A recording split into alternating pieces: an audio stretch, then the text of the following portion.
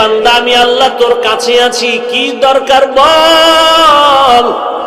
দুনিয়াওয়ালারা চাইলে বেজার হয়, আমি আল্লাহ না চাইলে বেজার হই, কারণ দুনিয়ার সবাই স্বার্থপর, অভাবী। আমি আল্লাহর কোনো অভাব নাই, কোনো স্বার্থ নাই। আমি আল্লাহর কাছে চাও, আলা মিন মুস্তাগফিরিন ফাগফির আলা, কে গুনাহ করেছো ক্ষমা চাও, আমি আল্লাহ ক্ষমা করে দিব। কারণ আমি আল্লাহ চাই না কেউ জাহান্নামে যাবে। কারণ বান্দা তুই এতটাই যে দুর্বল, ওই যে জমিন থেকে 9,30,00,000 মাইল উপরের সূর্যের গরম সহ্য করতে পারো না। এই সূর্যটা হাসরের ময়দানে যদি মাথার উপরে চলে আসে, সহ্য করতে পারবি না। আমি আল্লাহর কাছে তওবা কর, দরজাটা খুলে রাখছি।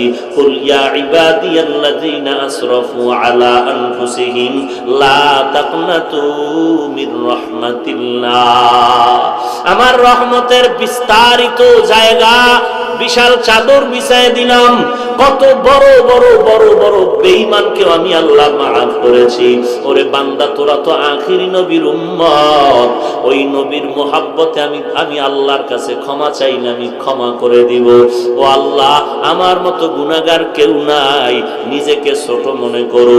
এরে আল্লাহর বান্দা, দুনিয়ার ভিক্ষুকেরা মানুষের দ্বারে দ্বারে ঘুরে আর ভিক্ষা করে। অনেক ভিক্ষুক চালাকি করে বলে মা থাকলেও বলে আমার মা নাই, বাবা থাকলেও বলে বাবা নাই, বাড়ি থাকলেও বলে বাড়ি নাই। একজনে ধরিয়াই কয় তোর মা বাপ আছে, আমি জানি তুই নাই নাই কেন বললি। ভিক্ষুক বলে ভাই কথাটা ফ্লাশ করো না, কারণ আমি জানি মালিকের দরওয়াজায় দাঁড়াইয়া নাই নাই নাই যত বেশি বলা যাবে মালিকের দিলটা নরম হবে। আল্লাহ বলেন, ও দুনিয়ার মানুষ, আজকে তোরে বাড়ির মালিক, গাড়ির মালিক, সন্তানের মালিক বানায় দিলাম। আসলে এগুলো কিচ্ছু তোরে স্থায়ী না। আমি মাওলার দরবারে যদি বিনয়ের সাথে বলো, আল্লাহ আমার বাড়ি, আমার ঘর, আমার টাকা, আমার ছেলে, আমার মেয়ে, আমার গাড়ি, আমার সব আসলে আমার কিছুই না। আমার টাকা নাই, বাড়ি নাই, ঘর নাই, এমনকি আমার মরণের পরে কবরের জায়গাটাও আমার না। আমার বাড়ি বাড়ি যা বললাম, আমার মরণের পরে আমার গায়ের জামাটা ছেলে খুলে রাখবে, বেলেট দিয়া কেটে রাখবে, বৃষ্টির মাঝে আমার লাশটা রাস্তায় ফালায় রাখবে, দরজা আটকায় রাখবে, বাঁশবাগানে আমার লাশটা ফেলে দিবে।